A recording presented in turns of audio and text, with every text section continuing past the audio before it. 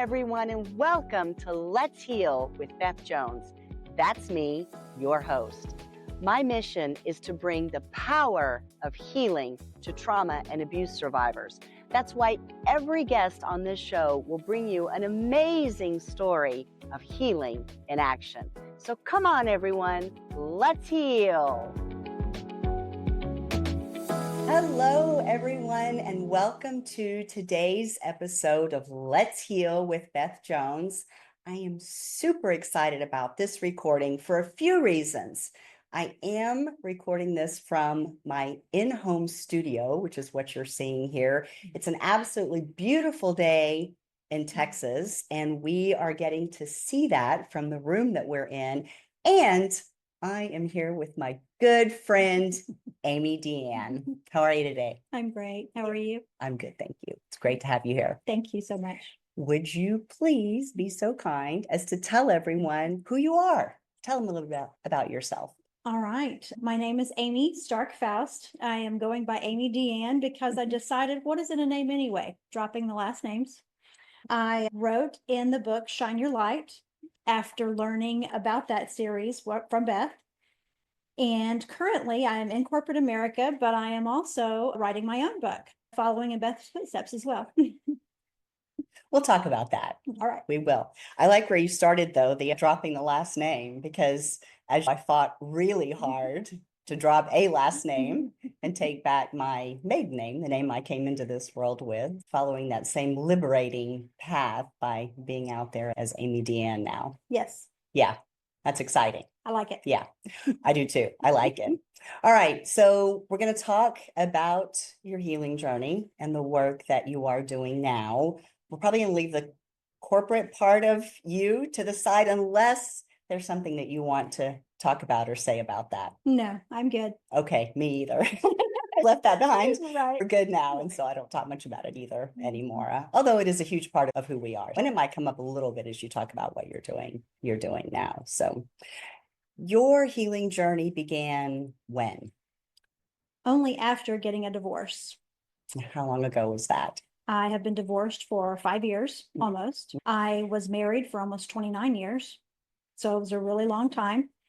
And I didn't think I needed the healing until I was faced with myself alone by myself in an apartment, realizing that I did need to heal. What do you mean by that? You didn't think that you needed to heal? I was just going through the motions of living life, just going from one thing to the other. I was content, probably on the surface level, content, but not really content, not really honing in on what I was passionate about, not really doing the things that I wanted to do. I lived vicariously through my kids, which was wonderful. It was awesome. And the kids were awesome, but I was their mom. I was someone else's wife. I wasn't my own person. So not living as the person who you are, the person who you were born to be, not living as Amey Deianne. And it's interesting you say that, living vicariously through your children. And so everything about your life was work at the corporate job and then your kids? That was it. Pretty much. That was pretty much it. For all those 29 years? For a good portion of them. I got married when I was 19 and I was 20 years old when I had my daughter. So I was still really young. I didn't know who I was, didn't have a clue, but I quickly became someone's mom and I enjoyed that role. I did love being a mom. I loved doing the things. I never missed a track meet, a wrestling match, a softball tournament. I made sure that I was present at everything and was there for my kids, but that left pretty much nothing for me.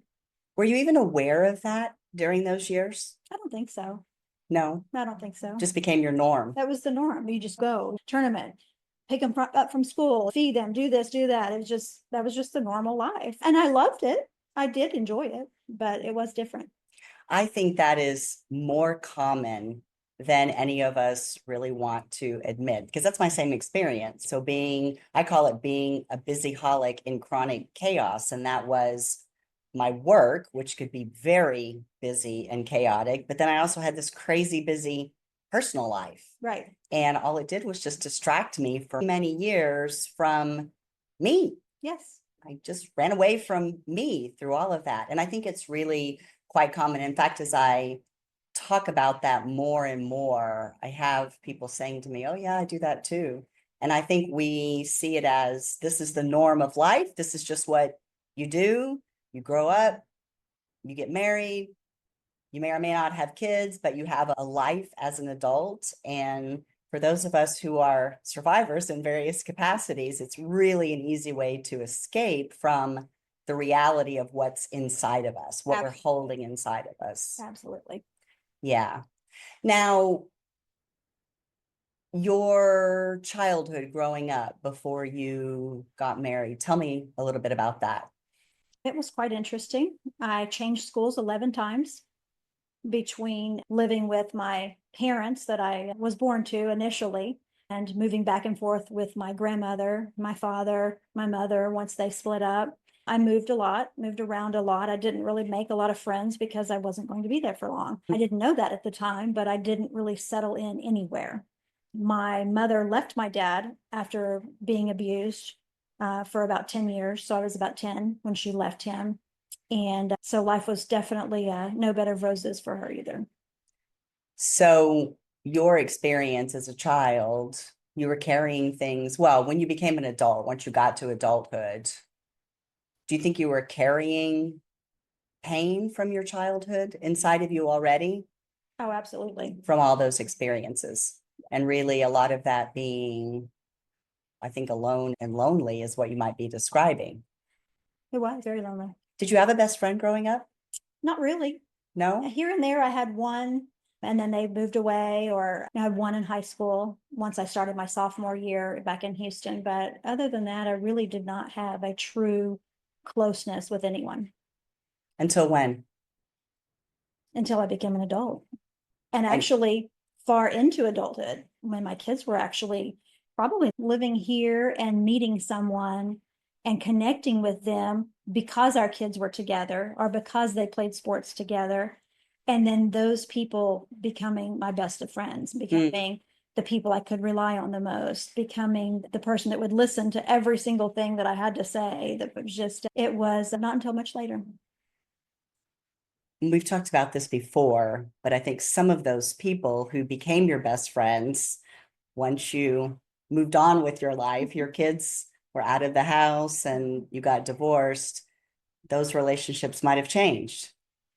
Not too much. Yeah. Not too much. I did lose a couple of friends along the way, of course, throughout divorce, but for the most part, I didn't. And one in particular was my cousin. And we grew up together very young, but then I never saw her for years and years. And so I did not reconnect with her until I was in my troubled years of being married. And so she went through a divorce when I did. And in fact, our divorces were final a month apart. And she also became probably my closest confidant, my closest person to go to, my person that will also tell me, you're being ridiculous. So I can really rely on her for honest feedback. Yeah. Yeah, which is great. It's great to have people like that in your life. Yes. It always strikes me every time I have a conversation with you about this, about how similar our lives really are, including, which I should tell the audience, we actually worked together for a number of years at the same company. I've been around for a very long time. You've been around for a very long time. So going on 20 years there. Yeah, and I was almost 20 years with the firm, although not all the time in the same office, but yeah, the same place. So we have known each other for quite a while, although become friends really in more recent years as our lives have taken this turn away from that world that it's going for both of us now. But when you just talk about being alone and lonely and then having people in your life who were dear to you and then you lose connection with them and then you reconnect with them, that's my story. Yeah. Which again, I think it's another thing that's very common for us, and just part of it is just living life. And I think that's how many of us see it, just like creating that crazy busy, this is just what I need to do because I got to run here for whatever reason it is. That becomes our norm. And this idea of just losing connection with people, no matter how significant they are to you in your life, it's so easy to lose that connection when in fact both of those things are terrible for us. Right. It's true. It's true. It wasn't until I was living in my apartment and it was quiet and I was alone that, number one, I learned that I needed to heal from something, because what I was doing wasn't normal. My behavior wasn't normal, but that I started to enjoy the quiet. Mm. And I never really thought I needed the quiet. I never was much of a reader. I was never one to just spend time by myself. I didn't have that luxury. And so it wasn't until I was in my apartment alone by myself that it was like, wow. At first it was scary, but then it was like, I have needed this for so long. And now it's important that I have that. Compare the aloneness at that time in your apartment when you're beginning to discover that you need to do some work to heal. Compare that aloneness and the way that felt with the aloneness when you were a child. It's like night and day. Why is that? It's because the aloneness as a Mhm. child was not just alone because I was going from place to place, but I was lonely. I was craving something that I didn't have. When I was an adult and I was by myself in an apartment, I was alone. I wasn't lonely, especially once I started discovering myself. I wasn't lonely. I was relaxed. I was finding peace in the quiet. It was just such a different feeling. And God was talking to you as well. Absolutely. I know that. Absolutely. Absolutely. Because you can't hear him when you're going and going. It's not until you get still and you get quiet that, aha, okay, I hear you. Yeah, we might not recognize when we're young as children, that is a way that we can get some of the help and the love, the nourishment that we need. And even if you grow up in a family that's exposing you to God and teaching you that connection to God, I still think, which was my experience, I still think it's difficult as a child to really understand what that connection is and how it can nurture us. I agree. I did grow up around a church environment. My grandmother was very big in going to church, Hmm. and I went to vacation Bible school, memorized the verses, do that sort of thing. It wasn't until the healing time came that it was a true relationship with God. Yeah. Yes. Again, another similarity of our past, because I've been reminded on my path about how important the love of God and spiritual love is to us, a primary source of love. Oh, yeah. I go back and forth about whether or not spiritual love, love from God, or self-love is more important. I don't know. I move back and forth in that discussion, that debate with me, because I know God wants me to love myself and to put myself very high, but I also know that I need the love of God to be a whole person, right, and to help guide me on my path. Yeah. So I do go back and forth. I'm not sure. It's a topic for debate. It's one of those, maybe I'll put a poll out about that, an either or about which is it, which is more important. Yeah, exactly. Yeah. So do you think that your divorce was, I'm curious about the intersect of your divorce and leaving that life and what your healing journey has been about. And I'm not talking about what you do now, because we'll come around to that, which I know are directly related, and we'll talk about that. I guess what I'm asking is, let me say it this way. In my case, my divorce was a byproduct of my healing process. I did not know that I was going to get divorced when I started the intentional and focused part of my healing journey. Now, it became apparent rapidly, very quickly, that was the most likely outcome for my marriage, but I did not know that. With you, you were already in that process when the healing journey began, which is very different. So, is there anything about the marriage or that life that you want to share about why you were already taking those steps moving toward the healing journey? I really didn't. Mine was flip flop from yours in that I was going through a divorce. I really didn't want a divorce. But as time progressed and I did discover I needed to heal and I began to heal, I did realize that a lot of my behavior throughout my entire marriage was due to the fact that I was not a healed person. I wasn't a whole person. I didn't know who I was when I got married. And so a lot of my behavior and some of our back and forths with each other were because I was coming from a place of not being healed. And even though someone else may have perpetuated the divorce, it wasn't something that I asked for. At the end of the day, it just became a blessing because had I not done that, I would still be doing the same thing. And even though our kids were grown, I still would have filled my schedule with something that would just have been something a little different, but I would have filled my schedule and continue to just do the rat race. Yeah. Yeah. And I do want to go back to, because you mentioned behaviors a couple of times. And so I do want to go back and talk about that. But you say that the divorce, ultimately, you knew that it was a blessing to get divorced. And I don't think I've used the word blessing to describe it, but we're saying the same thing. The way that I say it is that I realized the marriage was no longer serving my highest and best good. And I needed to move on in order to really find myself and discover who I truly am, which is, I think, what you're saying as well. Right? Yes, it is. So it was a blessing. Yeah, which I don't think either one of us say that in a way that has any ill will toward the other person, because I certainly see my ex as a survivor, and maybe you see yours the same way, but just that freedom to become who we truly are, people who we were born to be, is wonderful. And that's where the blessing or moving toward my highest and best good comes in. Same thing. Yes. And believe me, at the beginning, I did not view it as a blessing. I was very angry. I didn't want that.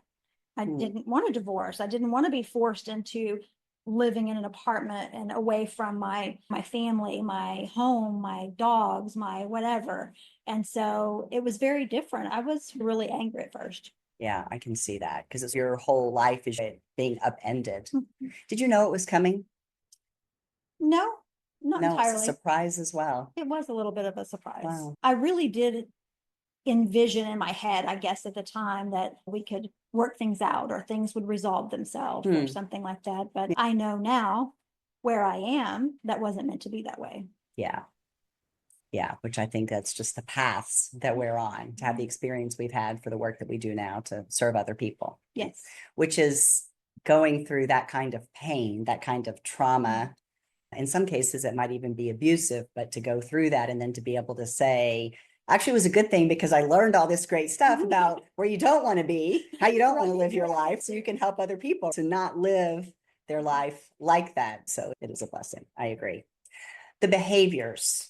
What do you want to say about? You don't have to tell all your dirty laundry. All those skeletons in the closet. You don't have to let all those out, but just give us a little bit of an idea about how you were living your life. I call it my unhealthy survivorship. And I don't know if you would refer to it that way or not, but those things that you now know weren't the best way to be living your life. And you already talked about living vicariously through your children, which I think is one aspect of that. But in addition to that, what else do you want to tell us about? I think I was angry. I think I carried a lot of anger on the inside, and it wasn't necessarily his fault or my fault. But again, that was unhealthy survivorship, or it was the fact that I wasn't healed from various different traumas, not just childhood trauma, but teenage trauma as well. And so I think on the inside, I was angry. And to some degree, I think I became resentful a little bit. And so my attitude came out that way. I was probably not the most patient person. I definitely have more patience now. I was more patient with my kids, but in my relationship, I was not a patient person. Yeah. Where do you think that anger came from? I think as a kid, moving from place to place and not ever really having a set nucleus of friends or a set person that I could call on or that sort of thing, I think the anger started there. And I think every time I had to move, because it wasn't my choice when I was a kid, either my mom was going through something and she couldn't take care of me, so she would send me to my grandmother's, or at the very beginning, when she first moved, I was doing really poorly in school. And so then she would send me to my dad's. And so it was just, I think I developed some anger on the inside because it wasn't my choice. And I think if you fast forward, a lot of that anger came out when I was going through a divorce, because now I was forced to move somewhere. I didn't want to move. I didn't want to leave this environment, even though it may not have been the best environment, even though we may have fought or argued or whatever the case may have been. it was just that feeling. It was almost like that child in you is going, Yeah. oh, you have to move again. And this is not your fault, but you're going to move. And so it's just like it reared its ugly head. Yeah. And I think that's when I really discovered that, oh, maybe this is not really good. Maybe this behavior, maybe this anger you're carrying around is probably not a good thing. Maybe you need some healing work. So To figure that out. Yes. Did you ever express the anger when you were a child or try to express the anger? I don't think so. I was very closed off. I kept to myself a lot.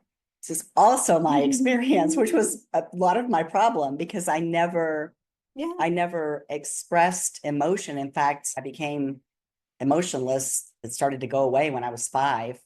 Just started to bury emotions and probably became emotionless at that point in time and never expressed my emotions, never talked about my feelings, and never really felt like I had anybody that I could share that with. Yep.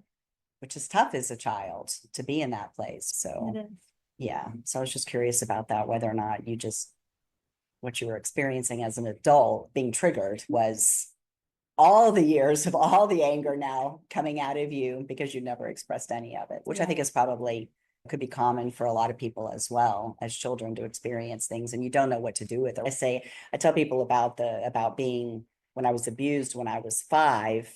And to a certain extent, I think this is true when I had an experience when I was in high school as well. That was a very difficult experience. But when I was 5, I didn't have the awareness of what was happening to me, nor the vocabulary to tell anyone.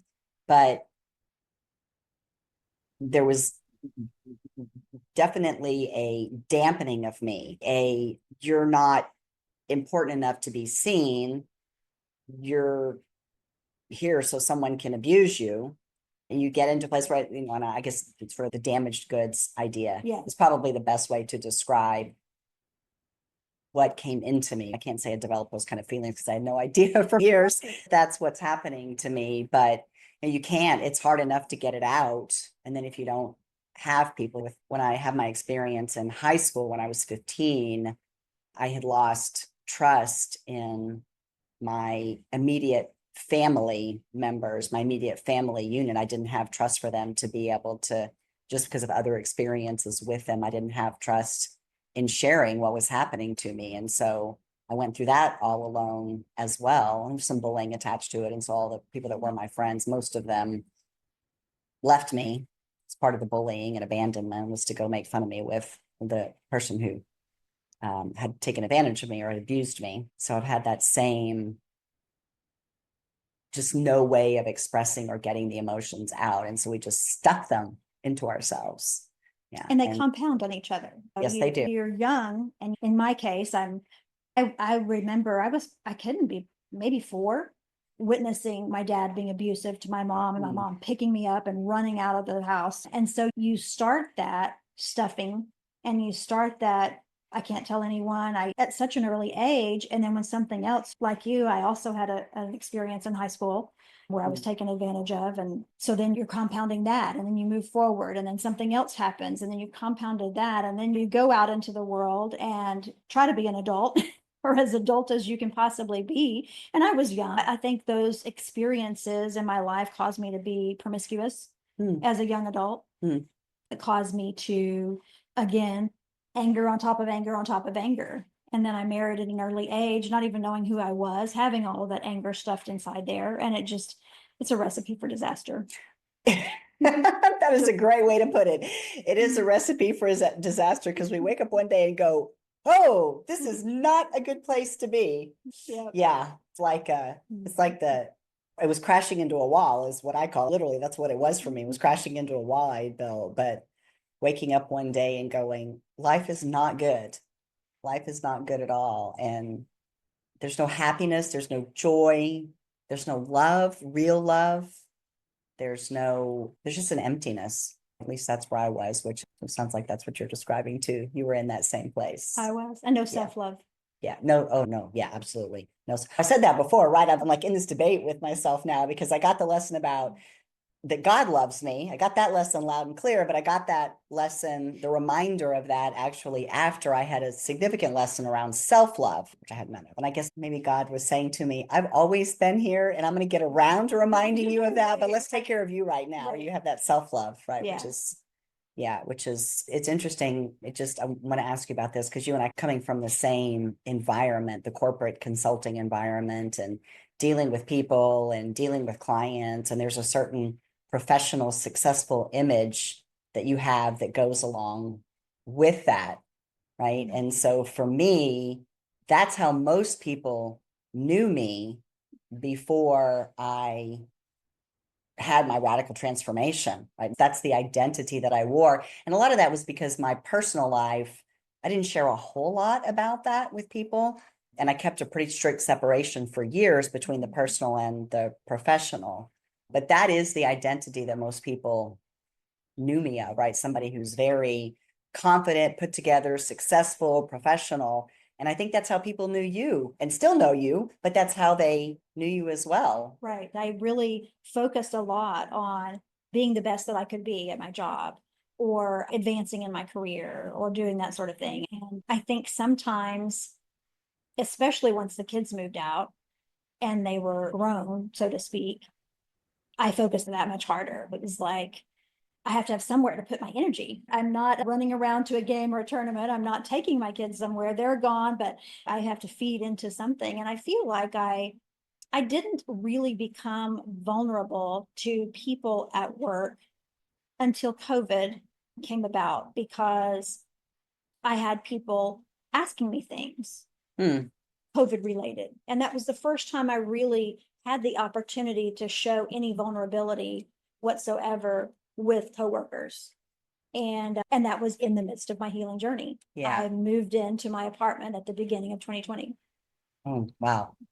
A terrible time. So many of us changed a lot during COVID, right? Because it's also, that's when my healing journey began as well. It's just a time to shed so much in this world, including at an individual level, a lot of that transformation. It's easy because professionally, and I was blessed for years to do work that I was really good at.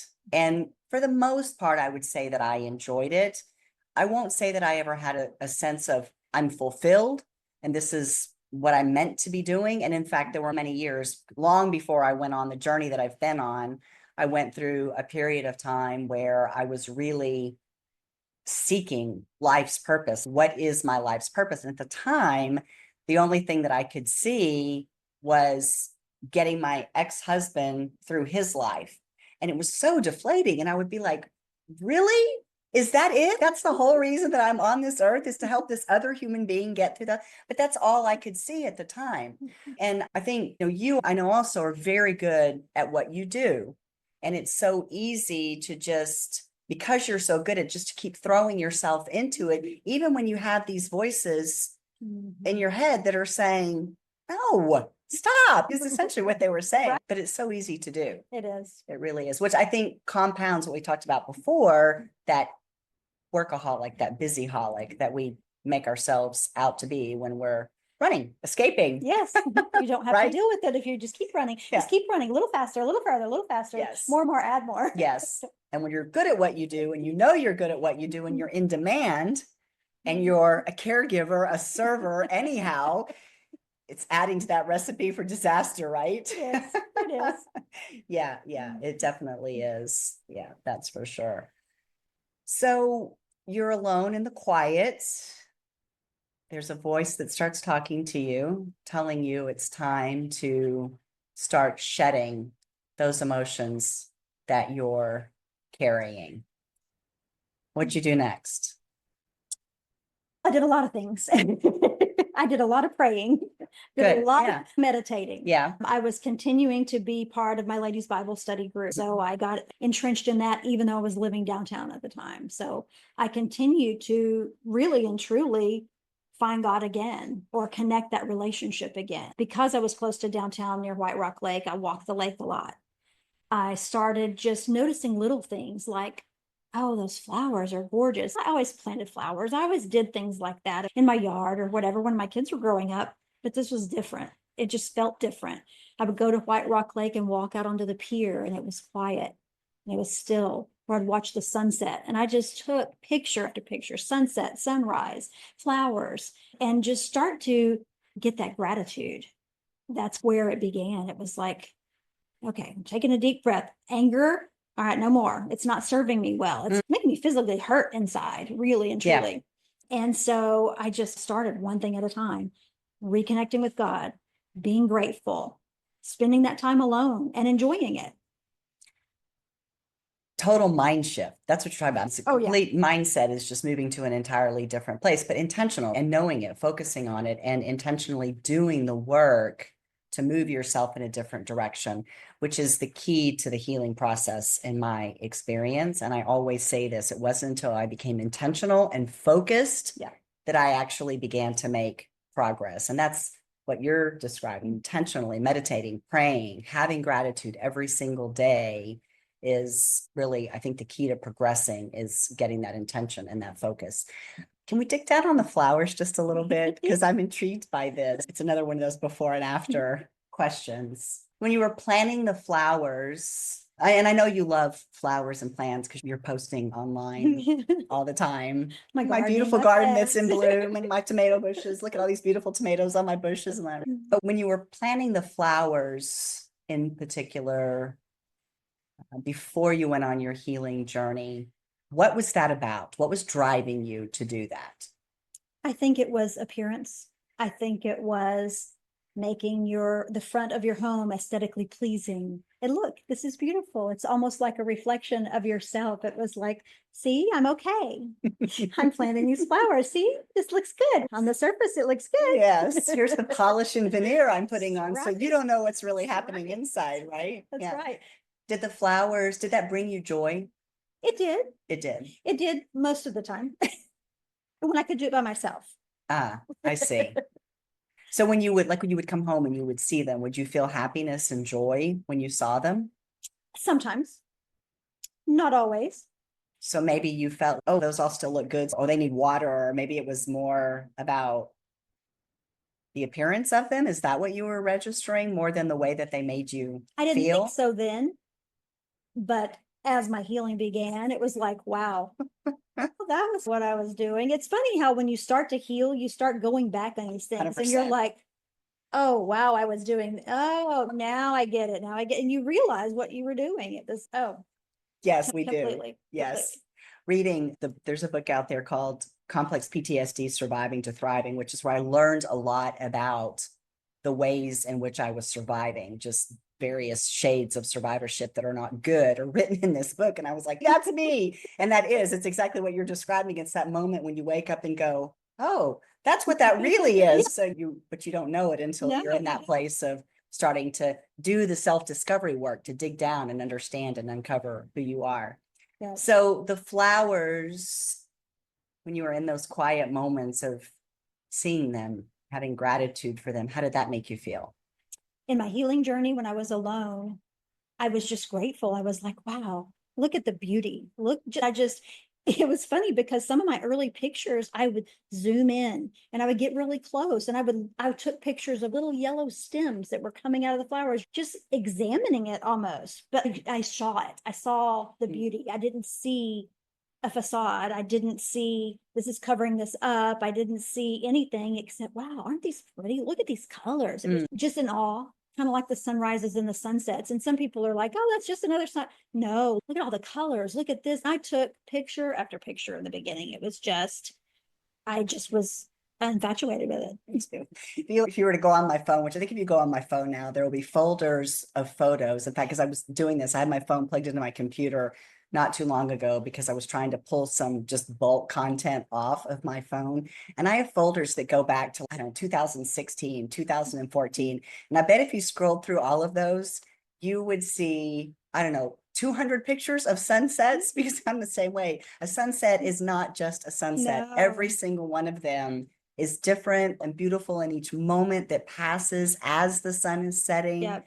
And I'm like you though, when I just said that, if you would go back before that, you wouldn't probably see that much. And that is before I really got into my healing journey but noticing that beauty really takes a different turn. And it is part of that gratitude. It is part of the mindset. And for me, it's also a part of knowing that I'm connected to something that's much bigger than me. I'm part of the life force of this earth. And that is something that's very inspiring to me. And I think part of what drives me to do what I do now in service of other people, because I recognize that everything about my life is really not about me. It's about the collective and the greater good of humanity. And that's why I'm here, is to have my experiences and to serve, which is, I think, is true for all of us. And we're coming around to that part of your journey. But before we get there, anything else about your healing journey, experiences or tools, resources that you use that you want to share with us? I used a lot of self-help books. Remember, in my past life, or in my marriage life, I didn't do a lot of reading. In part because I didn't really have time, but sitting down and devoting that time to reading, I didn't have that luxury. But as time progressed and as I began to heal, I got a hold of every book I could think of, every self-help book, every book dealing with forgiveness, every book dealing with marriage or whatever. There's such an array of self-help books, but I really dug into that and read, and I found that to be just super helpful. And then I became it's not that I wasn't social before. And I tell people this, I was president of a booster club or something. I could stand up and talk about the kids all day. I was not going to talk about myself ever. But I began to share some of myself. It's the start of COVID, so I'm sharing some of my vulnerability as well. And also just getting out there. It was funny how I was out there, but I wasn't out there. I was out there as someone's mom or someone's spouse. But now, after being alone, it was not uncommon for me to go to Truluck's and sit at the bar and have a steak and a glass of wine by myself because I just felt like it. And that was dating myself, as I sometimes say. But I just began getting out, going and listening to live music, even with my married friends as the third wheel. I didn't care. Just getting out there and doing something trying to figure out what it was that would set my soul on fire, trying to figure out that thing that I liked. What did I enjoy? I didn't even know. You started living. I did. It was really weird for myself. Yes, for yourself. Yes. Yeah, that's a great clarification for yourself.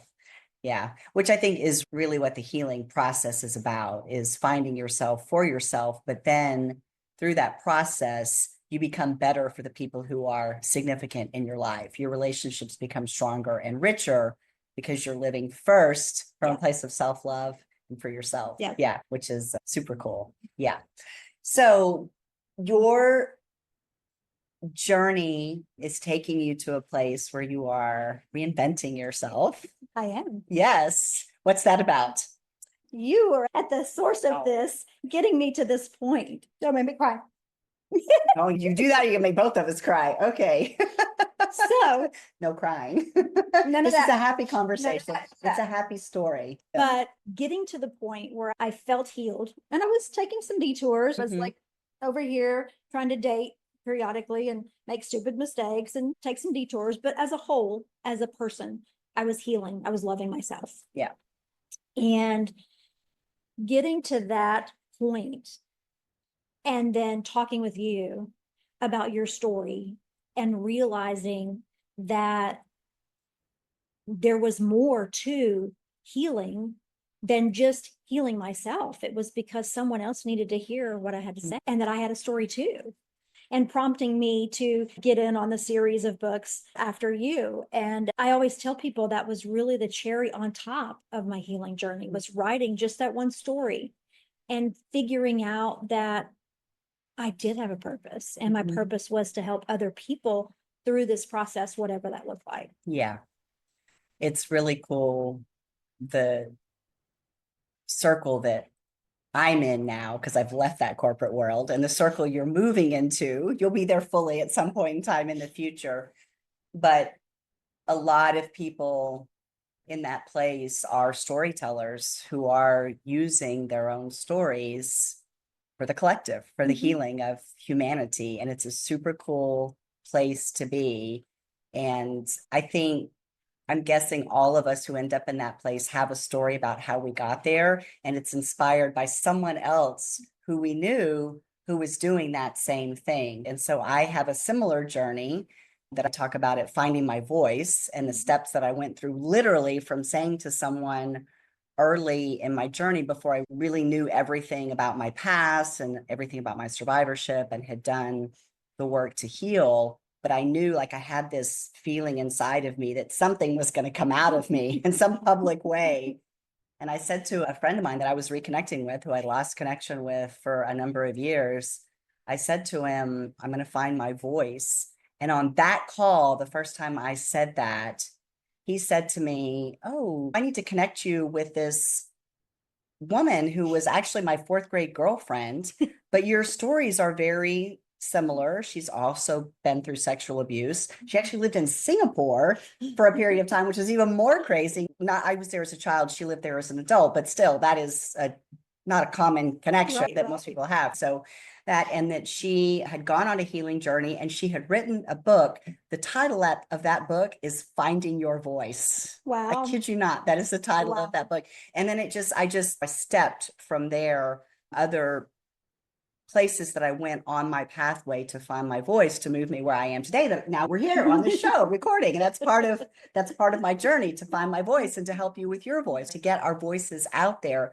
But we all have stories like that. And so it's a huge honor for me to be part of that journey for you, and to inspire that, because I know it's what I'm supposed to be doing, right? That's what we're all doing. It's that, now that is going to make me cry. It's that ripple effect that we have of the good that comes from what our experiences have been, right? So it's really cool. It's cool to experience that individually, and it's cool when you're part of someone else's. And so someday somebody's going to say that to you. Maybe they already have.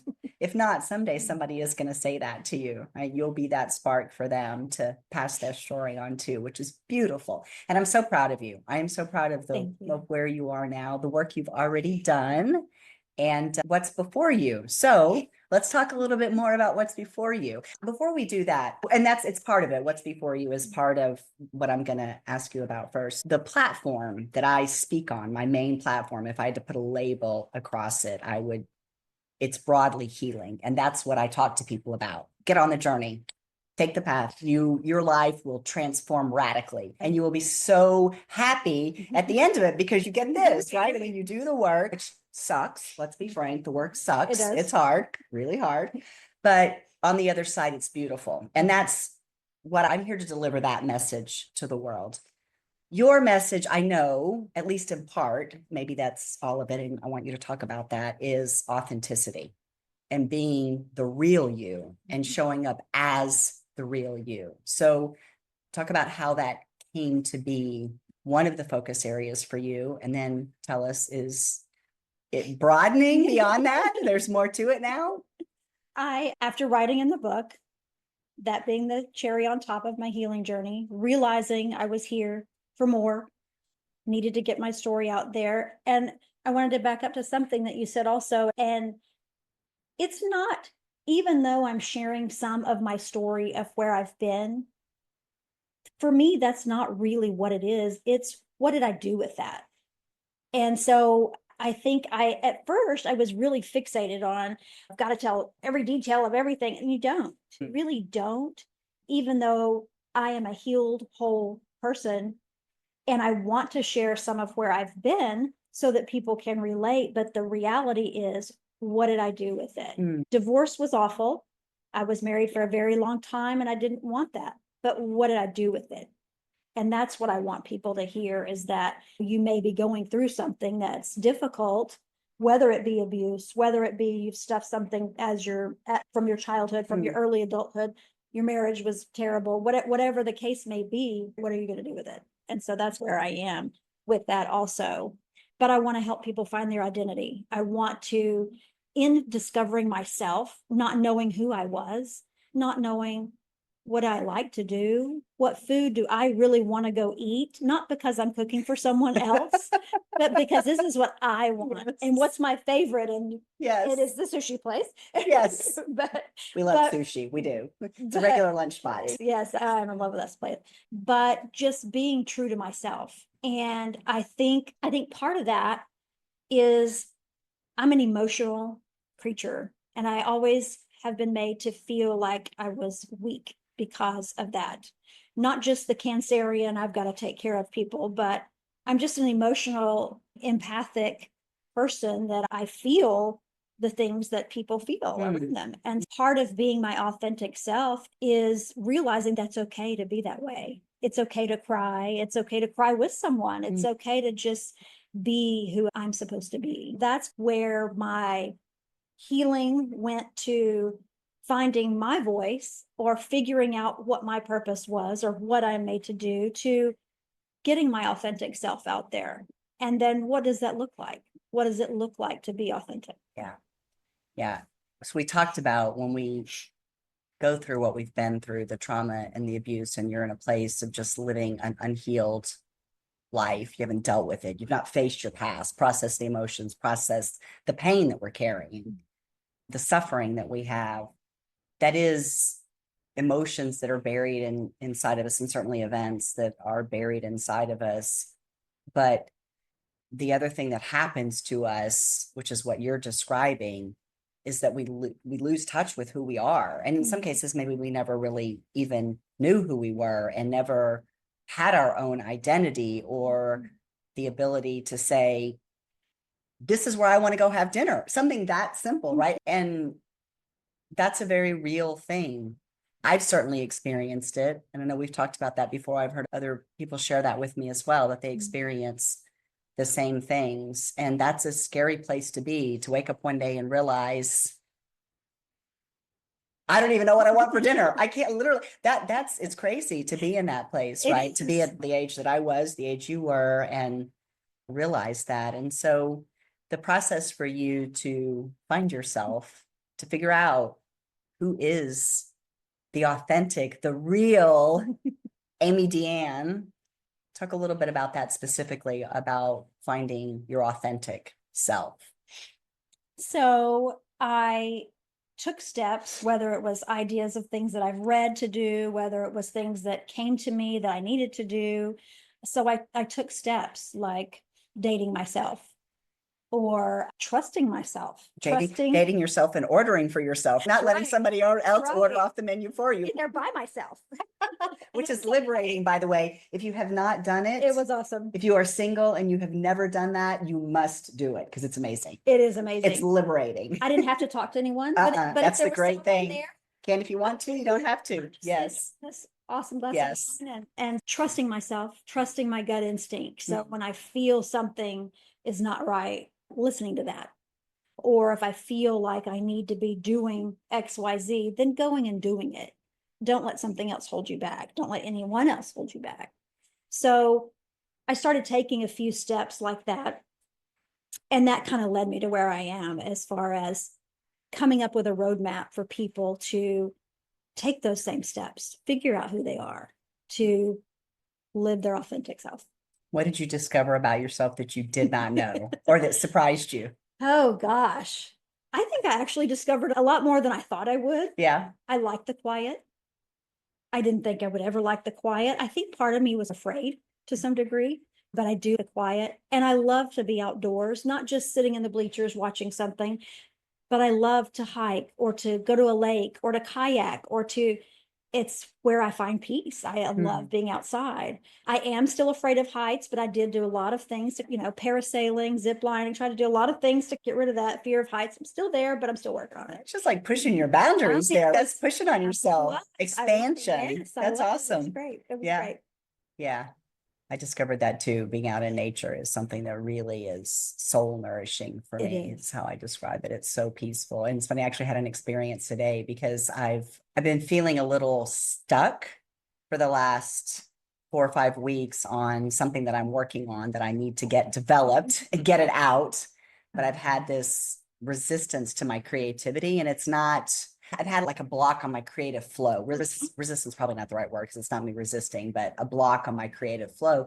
That's been very frustrating, because I'm like, okay, this is on my path. It's divinely led. I know why I'm here. I know what I'm meant to be doing. I've done the work to figure out if what I'm doing now is my ego saying do this, or if it's God saying do it. I'm very clear that this is what I'm supposed to be doing, but I've had this block on it that I've been trying to figure out. And I went out this morning and went out for about an hour walk. And within 10 minutes, my flow is turned on. So my creative flow is going right. I'm like typing notes and I'm talking in the voice recorder out of all these ideas that I have, because I need that so much. And I know that and it's probably been 6 months since I've really been in a regular routine. And I've probably gone out 2 or 3 times in the last 6 months. And I'm hoping today started me back on my normal pattern, because I know how important it is now. But life happens, and then I hate winter and all that stuff that I wasn't out there doing it. But it's like I rediscovered it, even though I know how much I needed. I rediscovered it today. So it's important for so many reasons when we discover those things about ourselves, to make sure that we're staying true, authentic, being authentic to myself. So I'm going to get up and go tomorrow because that's authentic to me. Yes. And I'm not letting anything else control me, which I think is so important about being our authentic self. I also think the thing about, because there's always the question of the element of selfishness, right? So when you're being authentic, living for yourself, making all of your decisions from a place of self-love first, are you being selfish? What do you think about that? I used to think so. You did. I used to think that, I can't even tell you how many times I would get an idea in my mind as my kids were growing up and think, oh, we don't have time for that. Or no, that's not where you need to be. You need to be over here or whatever. And so everything became about them. And anything that I thought about doing, I did. I felt really selfish. Like, how dare you think that? And I know now it's okay to be a little selfish for yourself. It is okay to be selfish for yourself. Because the way I look at it is, it's not, if you're being selfish, I think there's another issue, and potentially maybe some more healing that needs to go on if it's coming from a selfish place. Right. The way I see it today is, if I'm not nourished and I don't operate from a place of self-love first, then I'm not moving in my own flow, my own energetic. I'm not being my authentic self if I'm not putting myself first. Some of you, I just said it's the opposite of that. You actually have to have it to be your whole self. And that just reminds me, being your whole self. There's a great metaphor that I've been talking about quite a lot lately, and it's because I absolutely love this metaphor, but it's in a book called The Light Work by a woman named Jessica Zweig. And the metaphor is about 2 people in any relationship. Of course, when she was writing it, in the context she was writing it, it was about the romantic relationship, but I think it's applicable to absolutely any relationship. And the metaphor is that 1 + 1 = 11, or 2 ones. And the idea behind that is that each person is their whole, true, authentic self in the relationship, and nobody's bending for the other one. Nobody's bending to a 2, to something that you're not. Yeah. And I think that metaphor for me is it's perfect for what we're talking about, right? Yeah. Being your true one, and in a relationship with someone that's also their true one, and you blend together rather than bending and becoming something that you're not. Because even when you were talking about the things that would come into your mind to do, maybe for yourself, or something that wasn't about your kids, and maybe church or something that wasn't, or Bible study or something, in a way that's you bending to them, because you're not listening to that voice and being true to it and hearing it and going with it, which is something that would have really helped you a lot and nourished you.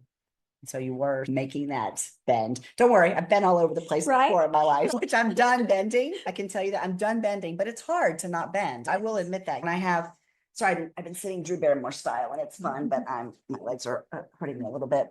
It's hard, even having gone through the journey that we've taken, the healing process, to sometimes not find yourself bending. And at the moment when I'm saying this to you, I'm thinking about my parents and my family.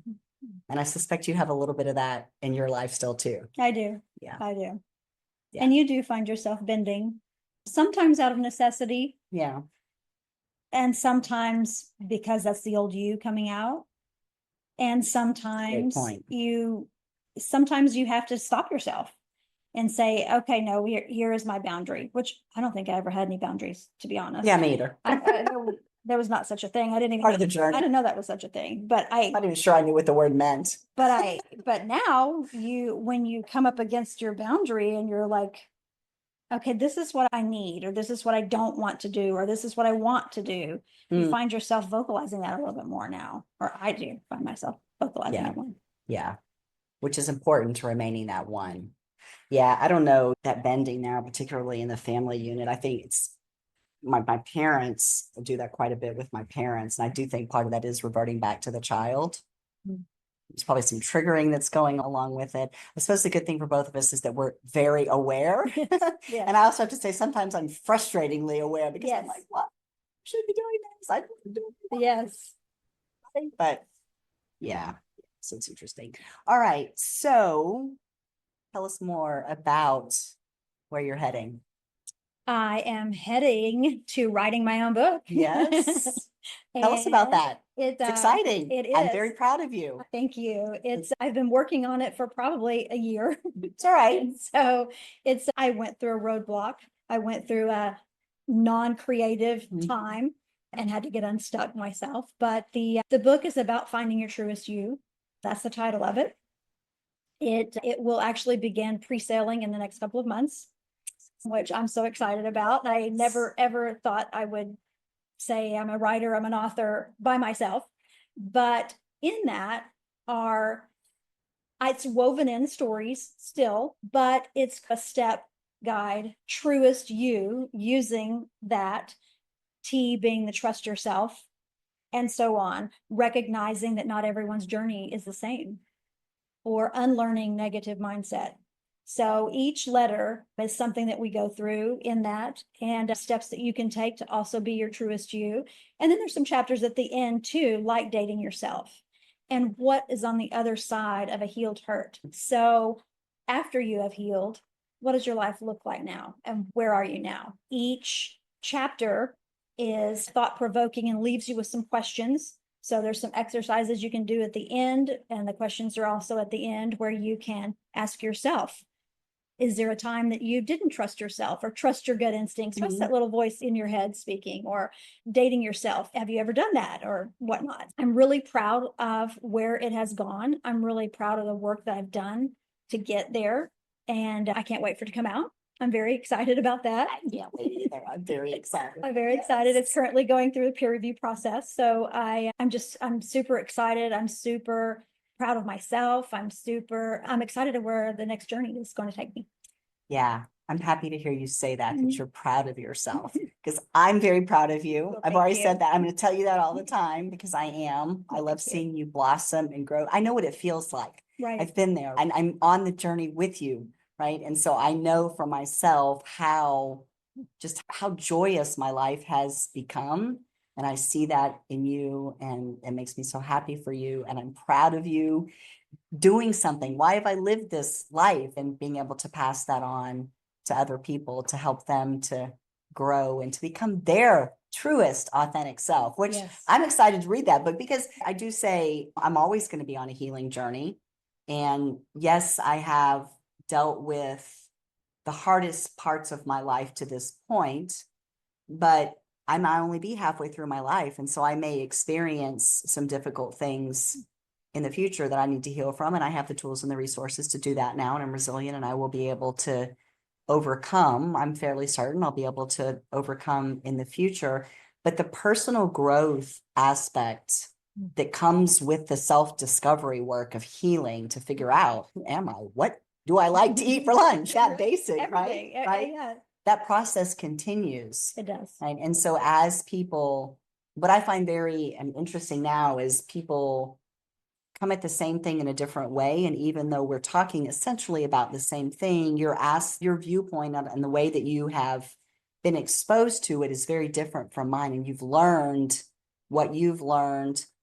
Generally the same thing, if you want to put a big wrapper around it, but the nuances of how we've learned it and how we talk about it are different. And that's where your mindset and the way you look at yourself grows and expands, right? That's part of that personal growth journey and healing, and continuing to dig down into who you truly are and who you authentically are. Because even though you know that about yourself, and I know that about myself sitting here today, I absolutely know there's more discovery to be done. I agree. I do know that. And reading your book, just when you were just giving the TRU, I was like, oh yeah, okay. There's going to be some nuggets in there for me. I know it. So I'm very excited to read it. And I actually have an idea we're going to talk about it. All right. Yay. Yeah, I do. So tell the audience how they can find you now and get in line for the pre-sale on the book. My website is my-resilient-journey.com. And there'll be an author page and a pre-sale page up there coming very soon. All right. And I will definitely link that page in the show notes. And where can they find you on social media? It's Amey Deianne, and you can blame my mother in the 60s and 70s, AmeyDeanne on Facebook and on Instagram, and then Resilient TX, because we are here in Texas, on Facebook and Instagram. Yes, and I will also link those in the show notes for you. So this has been delightful. We should have done it a lot sooner. I know. We're going to do it again. Absolutely. I know we are. So give me a hug. I love you. I love you. All right, everyone, thank you so much for being here with us today. And I hope you have enjoyed the episode. We've talked about a lot of really great things today, and it's just been fun. Yes. And in a great setting. And as I always tell you, come on, everyone, let's heal. Do it. I hope you have enjoyed today's episode of Let's Heal with Beth Jones. If you did, please subscribe to my YouTube channel at Beth Jones Healing Mentor. And if you'd like to know more about me and my work to help other survivors to heal, please visit me on the web at empoweredsurvivors.com.